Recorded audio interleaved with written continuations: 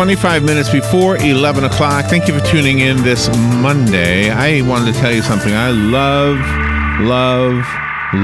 the next book we're going to talk about. I bet you've never heard me say that I love a book with 3 loves in it. I really think this is an outstanding book for several reasons. Let me just do it this way as far as the introduction. You know, when you look at the world around you and you look at the news and you wonder what the heck is going on and what about this belief that we have that one of these days Jesus is going to come back, or maybe we'll get some sense in our heads and figure out how to do it just using his example. And one of these days we're going to not need locks anymore. We're just not going to need a lock. You don't have to lock anything because nobody's going to steal anything. You don't have to have a gun anymore, well, except for maybe some wild animal. But no human is ever going to try to attack you anymore because everybody will be on the same page. Can you imagine that world? Yeah, wouldn't that be something? Wouldn't that be a wonderful world? Isn't that what we're all hoping for one day? And some people say, well, that's a dream, or no, but that's never going to happen. But that's not what we believe as especially as Christians. And when you have a discussion with somebody who doesn't believe in God and doesn't even want to hear the name Jesus or see a cross or hear anything about Christianity, you always will. I can always say, well, what about the things that Jesus taught? What about, being good to one another and forgiveness and all those things? Well, I believe in that, and they go on. Well, if we lived the way that Jesus said to live, then we would have a more perfect world. Yeah. We wouldn't be cutting off people's heads. We wouldn't be stealing from each other. We wouldn't be allowing people to be used in any way, whether it's for prostitution or even for loan shark kind of things. John Hovatt II wrote a wonderful book. It's called Return to Order: Where We've Been, How We Got Here, and Where We Need to Go, from a frenzied economy to an organic Christian society. John Hovatt II is a scholar, a researcher, an educator, a contributor to the Wall Street Journal, Fox News, the Christian Post, the Washington Times, ABC News, C-SPAN, and what an honor to be able to say he's also on AM Ocala Live right now. Yeah. Good morning, John. Thank you so much for being on the air with us. Well, it's an honor for me. It's great. I hear my echo now. Is your echo gone? My echo's gone. No, I got it. We share. Okay. Well, John, this is an awesome book. I really think I agree with what you've written in this book. Well, that's great. I mean, it's a commentary on our society, especially in the frenzied aspect of it. Okay, and let's talk about that as a starting point. Do you think that is the root of all evil in a way, because I think about this a lot. When you think about, okay, how fast you have to go to get anywhere, why do you have to go that fast? You get there eventually. Right. I mean, it's something that's I think is the root of the problem is what I call the frenetic intemperance of our time. The idea that you have to have everything now, instantly, regardless of the consequences. And this is something that's tearing our country and our economy apart. Do you think that some of the people are really extreme, though? They go to huge extremes, especially when it comes to filing your taxes with the IRS, because there are groups even in our community that try to dissuade you from doing that. And then when a person does it, they end up with a huge fine. Yeah, that's true. I mean, there are a lot of extremes in this whole thing. From the point of view of maybe tax payment, or even from the point of view of the holiday shopping. Everybody just getting on, just has that frenzy, that lack of balance that comes from a lack of what I call the natural regulating institutions in society of family, faith, and community. If you want an economy that's calm and balanced, those are the things that need to be promoted, not to try to stimulate, regulate, or legislate an economy into order. But wouldn't we need to almost have like an Amish society, almost like a separate society from the rest of the nation to do that?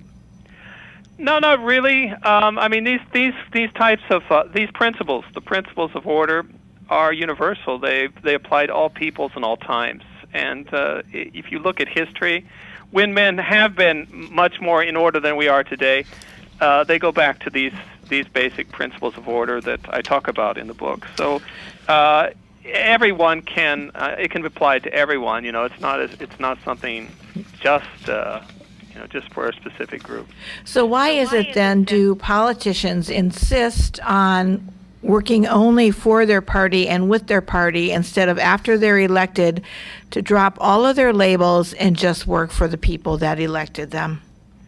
Yeah, it's a mentality that has grown up with our frenzied economy and our frenzied culture, where what I call the rule of money over the rule of honor. When people had honor and they did, look toward relationships, and you had statesmen instead of politicians, then you have something that's much.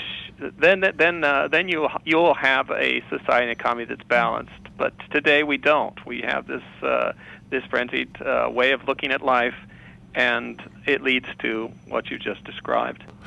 One of the things that we face, especially doing a talk show, is the definition of words and the idea that certain words have different meanings for different people. The two words that I wanted to ask you about are conservative and liberal. When I first started this, I considered myself a conservative, but I also considered myself liberal thinking in some areas. And then I learned quickly that a fiscal conservative is not necessarily conservative. Mm-hmm. You know what I mean? So help me out with this, with the words conservative. What do you think it actually means? Well, I mean, a conservative is one who wants to conserve or to keep a certain situation, and I think in American terms, it is someone who looks toward. Wants to go back to a certain type of, or keep a situation of our American way of life, the way we have traditionally dealt with problems. Whereas the liberal is someone who sees society, who sees the structures of society as the thing that really makes a difference, and so they'll put a lot more emphasis on state, on the state as a means to bring about change or to change people. So, I mean, the liberal is the conservative is probably more individualistic, and the liberal is more social, more social minded. So, if I were as a Christian, if I were living in the times of slavery, about the time of the Civil War, as a Christian, I think, it's hard for me to really put myself back then, but I think I would say, I don't think this is Christ-like to have slaves. I just don't think so. But yet, it would be conservative to keep that tradition going. So I would have been a liberal in that regard, even though I was very, very much a believer in God and in the teachings of Christ. Right. I mean, I try to, and in my book, I stay away from the liberal-conservative labeling because I feel it's a little more profound. I use the term frenzied economy and organic Christian society. And that is to say that there is a type of mentality that wants a frenzied economy that uses the machine as its model. Everything has to be just fast and efficient and doing it through all sorts of techniques and methods. Whereas organic society would be a society based on relationships, on family, on the living organism as the model, not the machine. And it's two different ways of dealing with people and dealing with society that are at stake here. There's so many things about this book that are the reasons why I used the word love 3 times in describing how I felt about the book. Mm-hmm.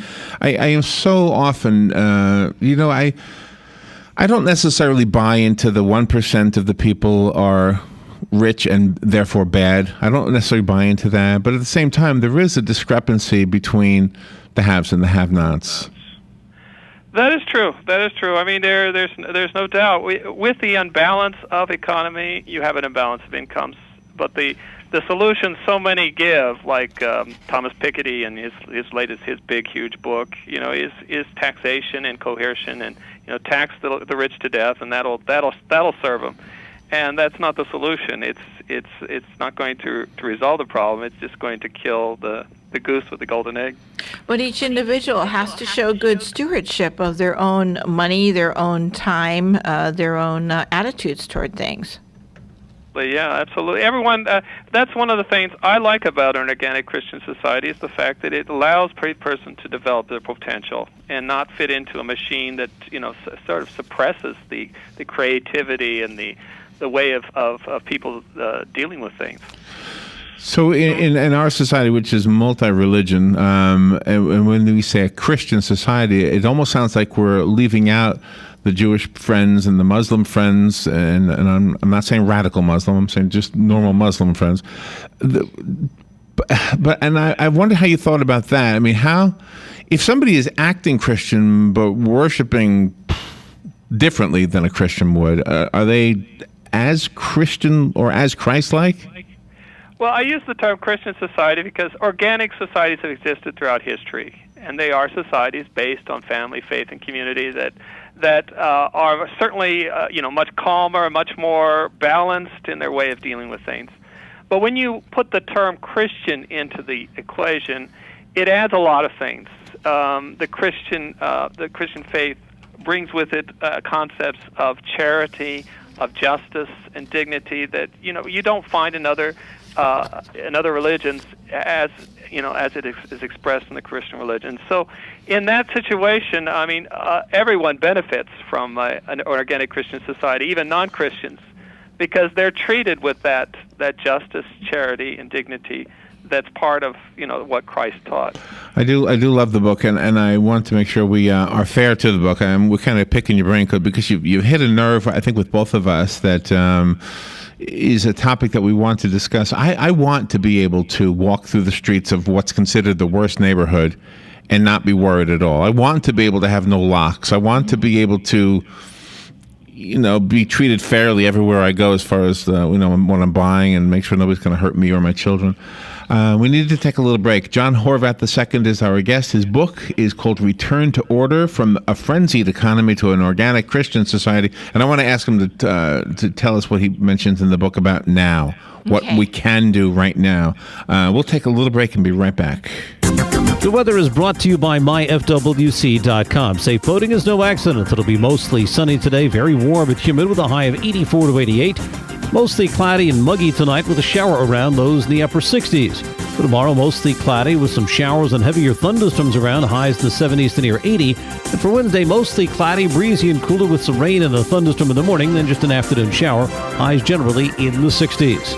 From the Florida Weather Center, I'm meteorologist Joe Lundberg.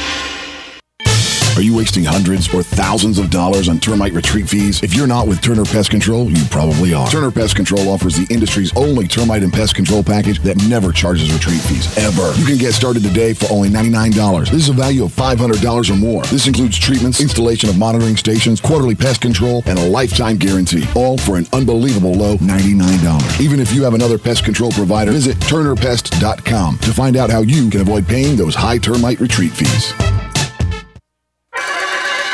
I'm Major George Patterson from the Salvation Army. Please stop by our family store at 120 Northwest 10th Street in Ocala, where on Wednesday you have a 50% off clothing and bric-a-brac. On Friday, 25% off furniture and large appliances. And on Saturday, stop by to our yard sale from 8:45 to 11. Donations can be made by calling 352-732-4469 and we'll pick it up. Funds from the store go toward the services that we provide in Marion County. Cookies, cookies, cookies, cookies. When you want something special and fun for any occasion, get cookies. That's right. The Great American Cookie Company in the Paddock Mall, Ocala will make a delicious, fun-filled delight just for you. You might notice that I said fun and delicious more than once. That's because I can't say it enough. The next time you're at the mall, be sure and stop by or call 352-237-2557 to place your order. Cookies, cookies, Yum. cookies, cookies. We go cookie eating cookies. The Great American Cookie Company. All right, thank you. 11 minutes now before 11 o'clock. Thank you for tuning in. John Hovatt II is on the phone. His book is called Return to Order, and the subtitle, Where We've Been, How We Got Here, and Where We Need to Go, From a Frenzied Economy to an Organic Christian Society. I wanted to say something to you, John, about the idea that in America, I hope, is to be able to be self-sufficient, to be able to provide for yourself, and to have the freedom to do that. But we also have the freedom to fail. And then I often wonder if maybe part of the problem is that we've been so worried about the possibility of failing that we have so many safety nets that it makes us lazy and we don't work as hard because we know it doesn't matter. The government will protect us. Yeah, that's very true. It's very true. And the problem is that we are going to fail. There's no getting out of it. People do fail. It's part of life. And the natural safety nets that should be in place are those of family, the community, family, faith, and community that are there to help us and to help us almost without expense, or at least less expense. And the problem is that in our modern society, it's you're an individualist. You're in what Thomas Hobbes called a war of every man against every man. We're all competing against each other. And so when you do fail, it's pretty big, and government is there to bail you out. When you're in this frenzy type lifestyle. So it's definitely it's not a good situation for us today. Should the president only have a 2-year term? I don't know. Being a statesman is different from being a politician. When you're a politician and you're only in it for your mandate, and you really don't have any connections with those who you represent, or they're not very strong. Then you do run into problems. But when you have a statesman who is sort of like a family figure, they can do their job and do it well over a long period of time, just like a doctor or any other type of person is able to do it. It's more the attitude that they take than the actual corruption that would eventually come in.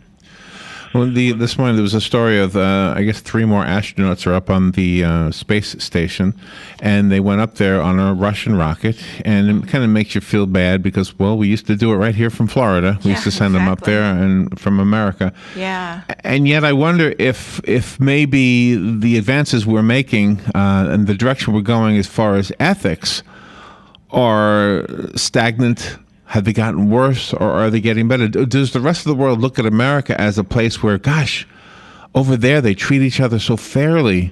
Yeah. Even though they don't have the space program anymore. Yeah, exactly.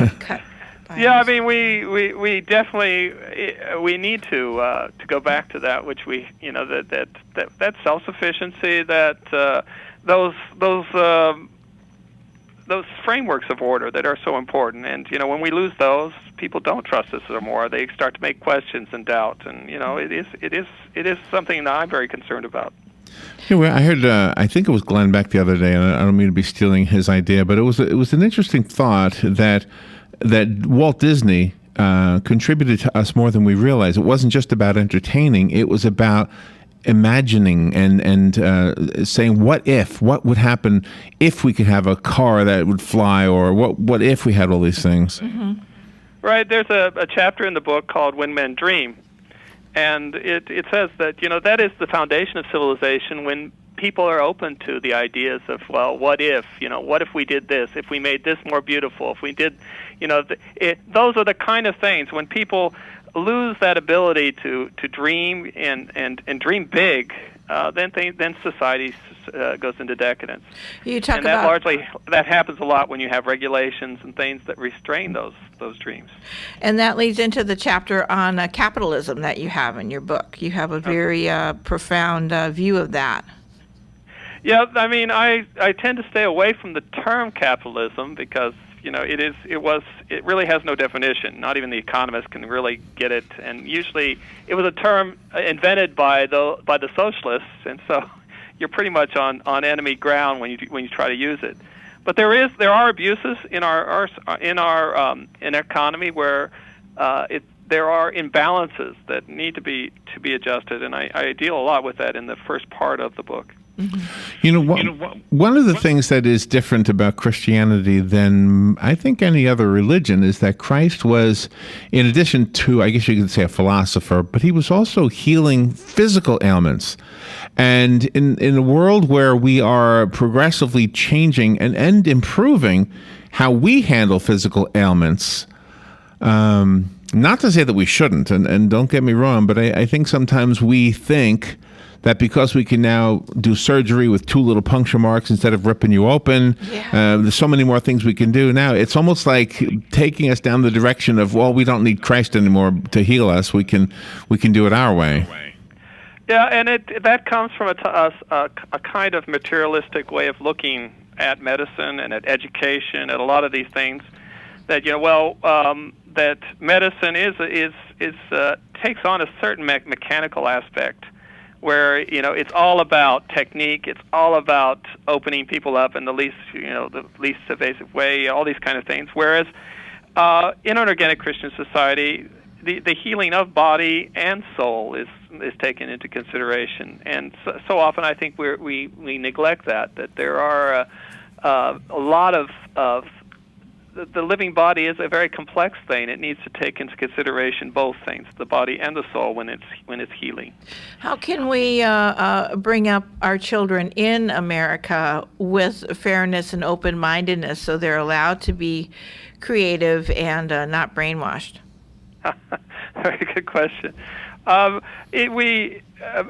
think a lot of these ideas, that especially in Return to Order, are very powerful and attractive ideas that if children are exposed to these types of ideas, they react well and respond well. And so that, I think, would be a start, to not assume that the children are just want the biggest and the best, the latest and the greatest, and are automatically liberal. It's really not that way. I mean, these ideas are attractive, are powerful, and if the children are exposed to them, I think they have a chance. The book again, Return to Order. John Hovatt II is our guest and the author of that book. The subtitle is what I want to go to now, John: Where We've Been, How We Got Here, and Where We Need to Go. Can you, in the last few minutes of the interview, talk about the where we need to go part? Right. Many times we know where we don't want to go. We don't want socialism. We don't want deficit spending. We don't want socialized health. All these kind of things, but often we don't know where we do want to go, and that's what Return to Order is all about. We need to go to a society and an economy that's balanced, that takes into consideration those natural institutions that put things in order, put things in balance.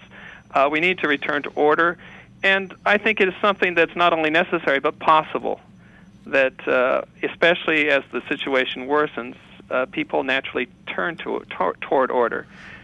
And if some of the changes that need to be made, or some of the directions we need to go in, are only going to be made or gone in by those who we elect, we need to be diligent in making sure that our elected officials truly represent us, because you hear this all the time. They get elected into office, next thing you know, they're corrupted by their surroundings and whatever else they're going through, and they're not the same person that they were when they campaigned, when they were still new at this. Absolutely, yeah. It is something. It is tragic to see that, and what we need to see, and there's a whole chapter in the book about that. It's what they call representative characters, people who step up to the plate, people you look up to. We need to have those types of people, and also to be those types of people. We ourselves need to step up to the plate sometimes, and in the situations where we are, be it family, community, state, or national. Well, I love the way that you analyzed who we are and what we could be, and that's kind of why I think I love this book, is because it really shows us what I've believed we've always been able to be. There's always going to be glitches. Humans are still going to be humans. But I think until that day when Jesus comes back to make us all perfect, yes, he does kind of lay out a map in the book, so to speak, to take us to at least as close as we can possibly be, if we would adhere to it. Let me give the book away. It's called Return to Order. Call me right now at 622-9622, and you can have the book.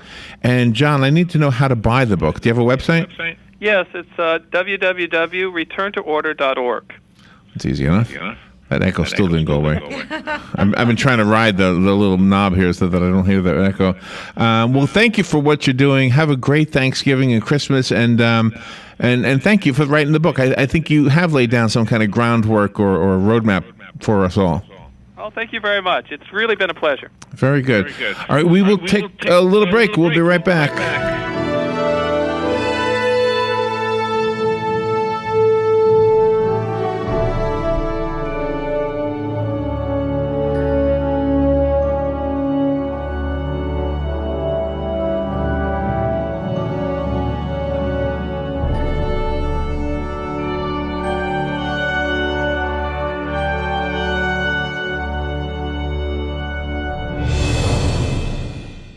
Broadcasting from the Paddock Mall Studios, this is WOCA, Ocala, Gainesville, The Villages, 1370 AM, 96.3 FM, The Source.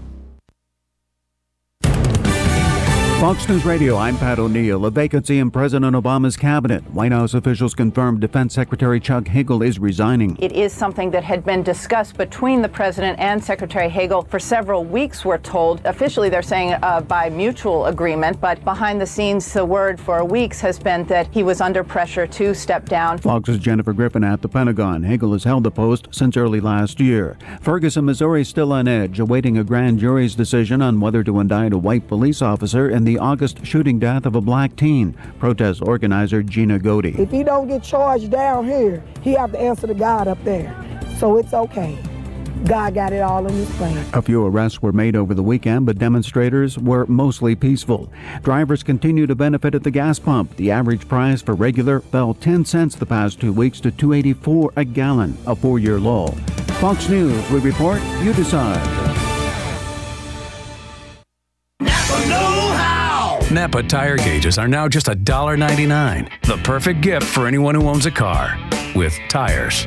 But when giving the gift of a $1.99 tire gauge, don't put it in one of those long jewelry boxes with a giant red bow and your wife's name on it. Because while a $1.99 tire gauge from Napa can be useful, it can't keep you warm at night. Conquer the job with Napa Know-How.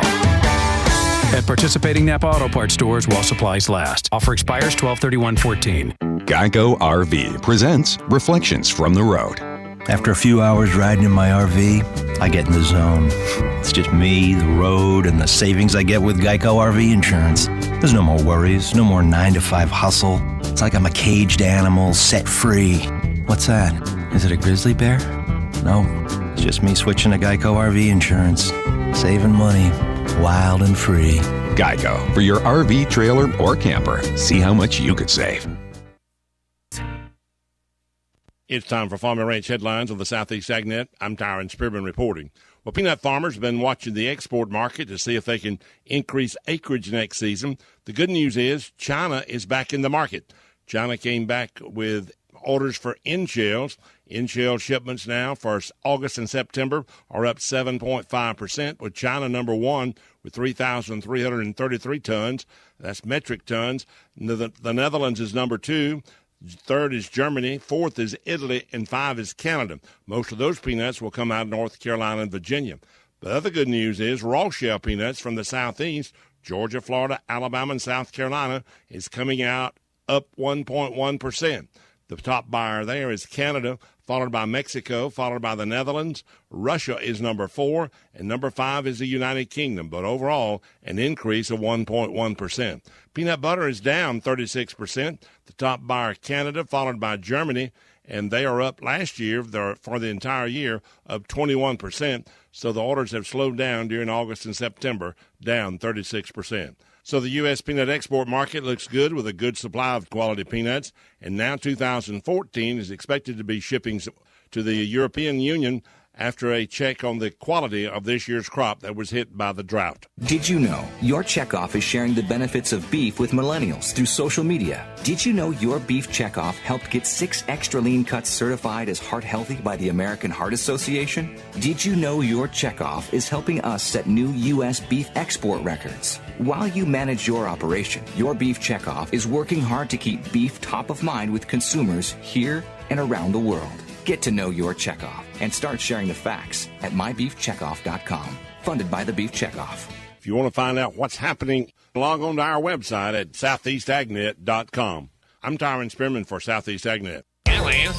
Yes, George. I did it again. What now, George? I have a secret code just like a spy, so I know where the climate control units are. George, you're no spy. You have the secret, you have the code to Devon Self-Storage Climate Control Area, where you back the truck all the way in, and if you have any questions, you just call Devon Self-Storage at 873-0777. Yeah, but I know where Devon Self-Storage is. Yes, across from Hobby Lobby on Highway 200. Gee, Alice, are you a spy too? Yes, George, yes. Hi, I'm Yvette, and I'm here to tell you